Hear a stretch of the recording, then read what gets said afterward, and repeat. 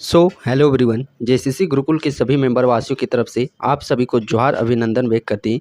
इस प्रकार फाइनली आज से आप लोगों का सब्जेक्ट वाइज प्रैक्टिस सेट मिलना प्रारंभ हो जाएगा, जिसमें कि आज का ये जो पहला प्रैक्टिस सेट है, जिसमें कि हम लोग समान ज्ञान यानी कि जो सामाजिक विज्ञान है, सोशल साइंस है, उसका पहला प्रैक्टिस सेट आज के सेशन के माध्यम से हम लोग करने वाले कि साइंस जो आप लोग का समान विज्ञान है, साइंस का सेक्शन उसका अलग प्रैक्टिस सेट, साथ ही साथ झारखंड जीके का कंप्यूटर का अलग अलग आप लोग का सेपरेट प्रैक्टिस सेट प्रोवाइड किया जाएगा, जिसमें कि जो भी कैंडिडेट एक इंडिविजुअली एक सब्जेक्ट में जिनकी पकड़ कम है, आप उन प्रैक्टिस सेट को लगा करके अपनी तैयारी को और भी बेहतरीन बना सकती हैं। तो चलिए फाइनली सेशन को हम लोग प्रारंभ करते हैं। यहाँ पे सिर्फ प्रैक्टिस सेट ही नहीं, यहाँ पे कंप्लीट एनालिसिस जो भी 4 ऑप्शन दिए हुए रहेंगे, सभी का कंप्लीट एनालिसिस हम लोग को लिंक करके सभी ऑप्शन को यहाँ पे उनसे जानकारी फैक्ट जो एग्ज़ाम रिलेवेंट हो सकते हैं, उन सभी को भी हम लोग यहाँ पे इकट्ठा करते हुए चलेंगे। तो समान अध्ययन जो कि पहला प्रश्न आप लोगों के समझ है, हरित क्रांति शब्द के प्रतिपादक कौन है? हरित क्रांति शब्द के प्रतिपादक कौन है? ऑप्शन है Norman Borlaug, William Gaud, Verghese Kurien, MS. Swaminathan. तो हरित क्रांति जैसे कैंडिडेट यहाँ पे हरित क्रांति देखती हैं, तो बस यदि ऑप्शन में नॉर्मन बोरलॉग है, एम.एस. स्वामीनाथन है, तो सबसे पहले टिकट करते हैं, अरे भारत का नहीं, जब विश्व का दे दिया है तो क्यों ना नॉर्मन बोरलॉग को हम लोग टिकट कर दे। बट इस प्रश्न को आप लोग ध्यान से देखिएगा, हरित क्रांति शब्द के प्रतिपादक कौन है? हरित क्रांति जो शब्द है, इस शब्द का प्रतिपादक का विषय में यहाँ पे पूछा गया है। तो इसके जो प्रतिपादक है वो है विलियम गार्ड। कौन है? हरित क्रांति जो शब्द है इसके प्रतिपादक है विलियम गार्ड।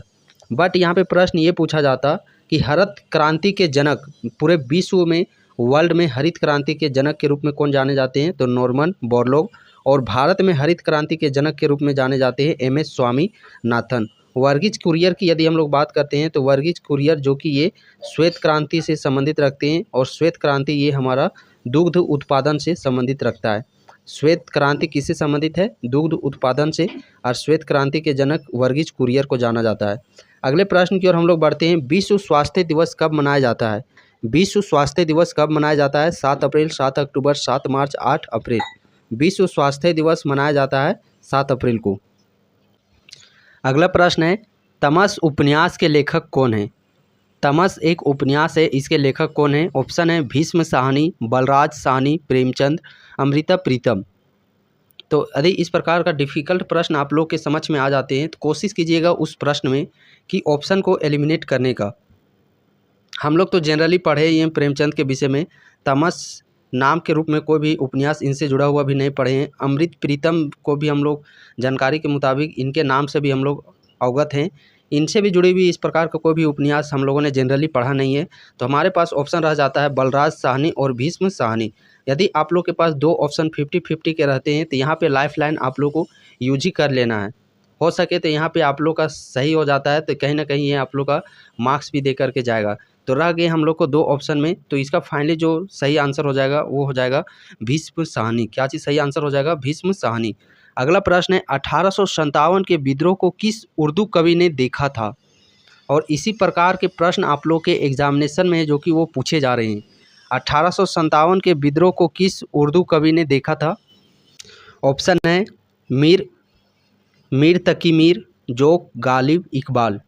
तो 1857 के विद्रोह के समय उर्दू कवि ने देखा था, वो कवि थे गालिब।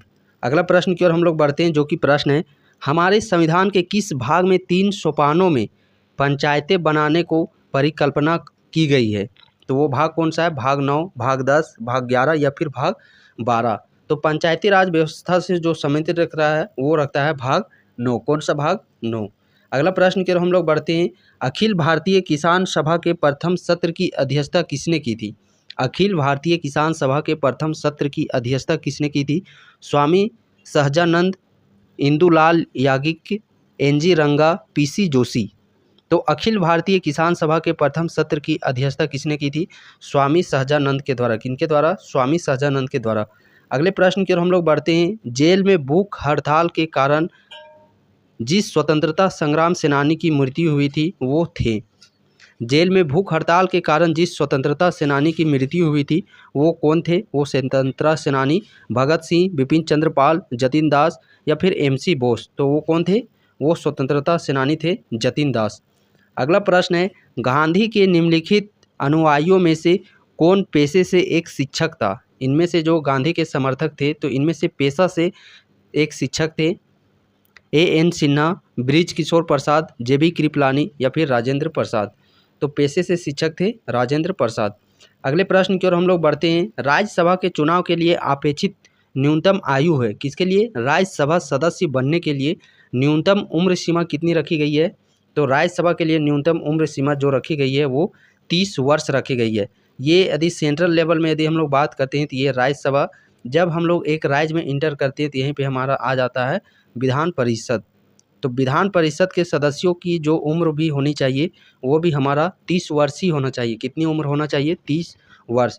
और अभी यदि हम लोग रिसेंट में बात करते हैं पूरे भारत में तो 6 ही ऐसे राज्य हैं जिसमें कि विधान परिषद और विधानसभा द्विसदनात्मक वहाँ पे विधायिका चलती है। वो राज्य का जिक्र हम लोग चलिए यहाँ पे एक बार रिकॉल कर लेते हैं, जिसमें कि पहला राज्य आप लोग का आ जाता है यूपी बिहार। इधर दो आप लोग को याद कर लेने हैं, एक इधर याद कर लेना है कर्नाटक महाराष्ट्र। इस प्रकार दो दो जोड़े का याद कर लेना है, यूपी बिहार कर्नाटक महाराष्ट्र और तेलंगाना। साथ ही में यहीं पे हमारा आ जाता है आंध्र प्रदेश। तो इन भारत के 6 राज्य में ही अभी जो कि द्विसदनात्मक विधायिका चली जा रही है जिसमें कि विधानसभा और विधान परिषद दोनों हैं। तो न्यूनतम उम्र सीमा जो 30 वर्ष रखा जाता है वो राज्यसभा सदस्य बनने के लिए और साथ ही साथ विधान परिषद सदस्य बनने के लिए। अदर ऑप्शन का जिक्र करते हैं तो 25 वर्ष लोकसभा सदस्य, जिसमें कि प्रधानमंत्री इसी के अंतर्गत आ जाते हैं। तो लोकसभा सदस्य बनने के लिए मिनिमम उम्र सीमा 25 वर्ष होना चाहिए। और 35 वर्ष का यदि हम लोग बात करते हैं तो राष्ट्रपति हो गया, राज्यपाल हो गया और उपराष्ट्रपति हो गया। इन तीनों के लिए बनने के लिए राष्ट्रपति, राज्यपाल, उपराष्ट्रपति, इनमें यदि आप लोग को चुनाव लड़ना है तो न्यूनतम कम से कम आप लोग का 35 वर्ष होना चाहिए। और 21 वर्ष यदि हम लोग बात करते हैं तो 21 वर्ष ये आप लोग का पंचायती जो चुनाव होते हैं तो पंचायती राज व्यवस्था में आप लोग के चुनाव के लिए 21 वर्ष होना चाहिए। और चुनाव वोट देने का जो अधिकार है वो 18 वर्ष है। ये तो भली भांति आप इस चीज़ से अवगत ही हैं।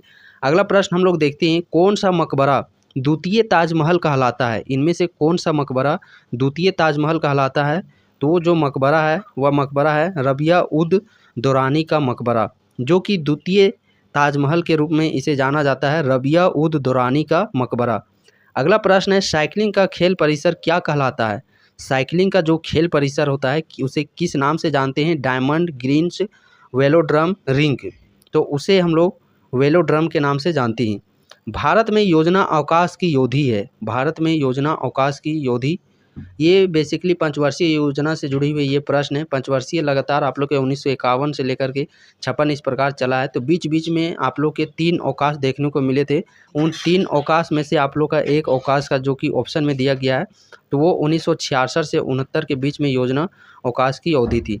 अगले प्रश्न की ओर हम लोग बढ़ते हैं, जो कि अगला प्रश्न आप लोग के समझ है बीमा कानून।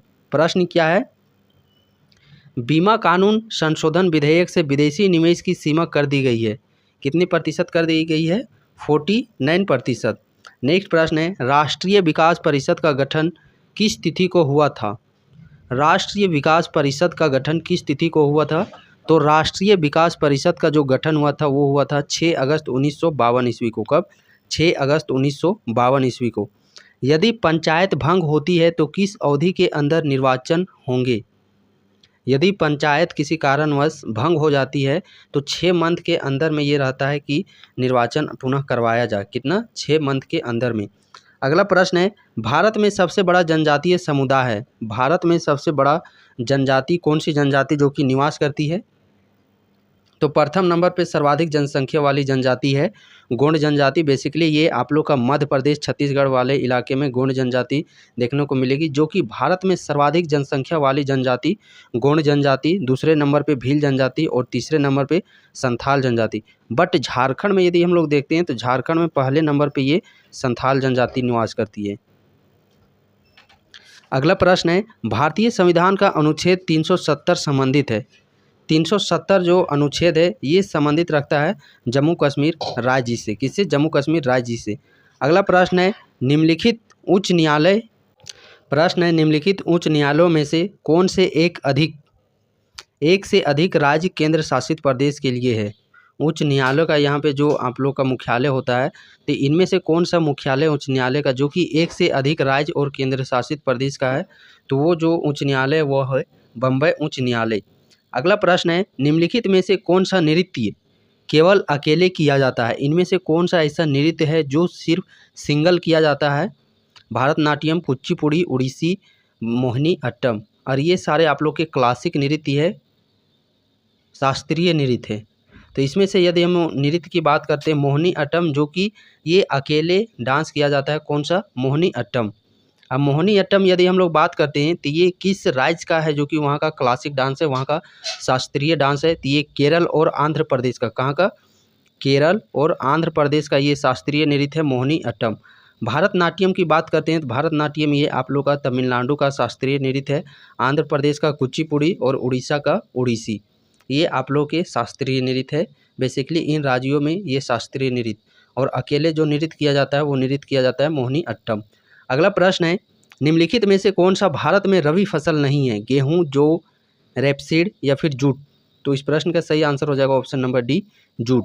नेक्स्ट प्रश्न है, मोंगिया पत्तन किस राष्ट्र में स्थित है? श्रीलंका, बांग्लादेश, भारत, भूटान। तो मोंगिया पत्तन ये आप लोग का बांग्लादेश में। किससे? बांग्लादेश में। और बांग्लादेश से आप लोग एक प्रश्न यहाँ पे लिंक करके ये याद कर सकते हैं कि जो भारत है सबसे न्यूनतम सीमा, जो बॉर्डर सीमा साझा करता है, वो किसके साथ साझा करता है? तो वो अफगानिस्तान के साथ साझा करता है 106 किलोमीटर। अगला प्रश्न है, शब्द ट्राई ब्रेकर किस से खेल से संबंधित रखता है? शब्द है ट्राई ब्रेकर, ये किस खेल से संबंधित रखता है? टेनिस, फुटबॉल, हॉकी या फिर बी एवं सी दोनों? इस प्रश्न का सही आंसर हो जाएगा फुटबॉल और हॉकी दोनों। अगला प्रश्न है, निम्नलिखित में से कौन फार्मूला 1 से संबंधित खिलाड़ी है? इनमें से कौन सा खिलाड़ी है जो कि फार्मूला 1 से संबंधित रखता है? खिलाड़ी का नाम देख सकते हैं, विश्वनाथ आनंद, पंकज अडवाणी, दिलीप तिर्की या फिर नारायण कार्तिकेयन। तो फार्मूला 1 से संबंधित रखता है नारायण कार्तिकेयन। अगला प्रश्न है, विश्व पर्यटक दिवस कब मनाया जाता है? 28 सितंबर, 27 सितंबर, 22 सितंबर या फिर 21 सितंबर? तो विश्व पर्यटन दिवस ये मनाया जाता है 27 सितंबर को। निम्नलिखित में से कौन सा एक देव नृत्य है? कौन सा नृत्य? निम्नलिखित में से कौन सा एक देव नृत्य है? कथकली, मोहिनी अट्टम, कुचिपुड़ी, भांगड़ा। तो देव नृत्य है कुचिपुड़ी। देव नृत्य कौन सा है? कुचिपुड़ी। और कुचिपुड़ी ये आंध्र प्रदेश का है। केरल में कथकली, केरल की कथकली, पंजाब का ही भांगड़ा। अब मोहिनी अट्टम यदि हम लोग बात करते हैं तो ये मोहिनी अट्टम केरल और आंध्र प्रदेश का ये मोहिनी अट्टम है। पंजाब में भांगड़ा, केरल में कथकली, आंध्र प्रदेश में कुचिपुड़ी। संविधान के किस संशोधन के अंतर्गत अन्य पिछड़ा वर्ग को शिक्षण संस्थानों में प्रवेश हेतु 27% का आरक्षण दिया गया है? तो वो अमेंडमेंट एक्ट है 93वां अमेंडमेंट एक्ट। राज्यपाल को पद गोपनीयता की शपथ कौन दिलाता है? किसको? राज्यपाल को। राष्ट्रपति, सर्वोच्च न्यायालय, सुप्रीम कोर्ट का मुख्य न्यायाधीश, हाईकोर्ट का मुख्य न्यायाधीश या फिर मुख्यमंत्री? तो राज्यपाल को जो शपथ दिलाते हैं वो दिलाते हैं हाईकोर्ट के मुख्य न्यायाधीश। और जो राष्ट्रपति को शपथ दिलाते हैं तो राष्ट्रपति को शपथ दिलाते हैं सुप्रीम कोर्ट के मुख्य न्यायाधीश। अगला प्रश्न है, निम्नलिखित राष्ट्रों में से कौन एक ब्रिक्स का सबसे अंत में सम्मिलित किया गया राष्ट्र है? तो ब्रिक्स यदि हम लोग लिखते हैं BRICS, तो ब्रिक्स में जो अंतिम देश सम्मिलित हुआ है वो सम्मिलित हुआ है दक्षिण अफ्रीका। कौन सा देश? दक्षिण अफ्रीका। ब्रेटन वुड्स सम्मेलन ने किन संस्थानों की स्थापना की है? तो ब्रेटन वुड्स के द्वारा यदि हम लोग बात करते हैं, ब्रेटन वुड्स सम्मेलन ने किन संस्थानों की स्थापना की है? ये स्थापना की है IMF और RBRD। यानी कि यहाँ पे ऑप्शन देखा जाए तो 1 एवं 2, ऑप्शन नंबर ए इस प्रश्न का सही आंसर हो जाएगा। अगला प्रश्न है, मंत्रिपरिषद सामूहिक रूप से किसके प्रति उत्तरदायी होता है? मंत्रिपरिषद सामूहिक रूप से किसके प्रति उत्तरदायी है? प्रधानमंत्री, राष्ट्रपति, राज्यसभा या फिर लोकसभा? तो ये उत्तरदायी रखता है लोकसभा के प्रति। निम्नलिखित में से किसको भारतीय संविधान की आत्मा कहा गया है? निम्नलिखित में से किसको भारतीय संविधान की आत्मा कहा गया है? तो भारतीय संविधान की ये जो आत्मा है वो कहा जाता है संवैधानिक उपचार का अधिकार, जो कि आर्टिकल 32 है। कौन सा? आर्टिकल 32। अगला प्रश्न है, निम्नलिखित में से किस राज्य ने सर्वप्रथम लोकायुक्त संस्था की स्थापना की है? राजस्थान, महाराष्ट्र, बिहार, गुजरात? तो राज्य है महाराष्ट्र राज्य। निम्न में से किस आयोग समिति ने स्थानीय संस्था ombudsman बनाने का सुझाव दिया? तो ये सुझाव दिया गया है प्रथम प्रशासनिक सुधार आयोग के द्वारा। अगले प्रश्न की ओर बढ़ते हैं। लोकसभा सचिवालय प्रत्यक्ष रूप से किसकी देखरेख में कार्य करता है? लोकसभा सचिवालय प्रत्यक्ष रूप से किसकी देखरेख में कार्य करता है? तो लोकसभा अध्यक्ष के देखरेख में। अगला प्रश्न है, निम्न में से किसकी नियुक्ति राज्य का राज्यपाल नहीं करता? राज्यपाल के द्वारा किसकी नियुक्ति नहीं की जाती है? तो राज्यपाल के द्वारा उच्च न्यायालय के न्यायाधीश की नियुक्ति नहीं की जाती है। संविधान के किस अनुच्छेद के अंतर्गत शिक्षण संस्थानों में, जिसमें गैर सरकारी व गैर अनुदान प्राप्त भी सम्मिलित है, अन्य पिछड़ों, अनुसूचित जाति व अनुसूचित जनजाति हेतु आरक्षण की सुविधा प्रदान की गई है? तो इस प्रश्न का सही आंसर हो जाता है ऑप्शन नंबर बी, अनुच्छेद 15 का 5। कौन सा सही आंसर हो जाएगा? अनुच्छेद 15 का 5। अगले प्रश्न की ओर बढ़ते हैं। 86वां संविधान संशोधन द्वारा प्रस्तावित शिक्षा का अधिकार किस वर्ष लागू किया गया? यहाँ पे गौर से प्रश्न देखिएगा। 86वां संविधान संशोधन द्वारा प्रस्तावित शिक्षा का अधिकार किस वर्ष लागू किया गया? ये नहीं यहाँ पे बोला गया है कि अधिनियम किस वर्ष है जो कि वो लाया गया। तो यदि हम लोग लागू की बात करते हैं तो ये जो लागू है वो आप लोग का 2010 ईस्वी में किया गया। कब? 2010 ईस्वी में। बट ये जो अधिनियम है, अधिनियम ये आप लोग का 2002 में 86वां संविधान संशोधन के तहत मौलिक अधिकार में एक जोड़ा गया 21A। कौन सा अनुच्छेद? 21A के तहत। अगला प्रश्न है, रूस में साम्यवाद की स्थापना कब हुई? रूस में साम्यवाद की स्थापना किस वर्ष हुई? तो रूस में जो साम्यवाद की स्थापना 1898 ईस्वी में हुई। कब? 1898 ईस्वी में। अगला प्रश्न है, डिस्कवरी ऑफ इंडिया पुस्तक के लेखक कौन है? महात्मा गांधी, राधा कृष्णन, जवाहरलाल नेहरू, राजेंद्र प्रसाद।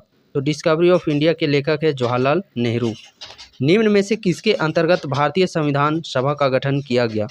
भारतीय संविधान सभा का गठन कैबिनेट मिशन 1946 के तहत किया गया।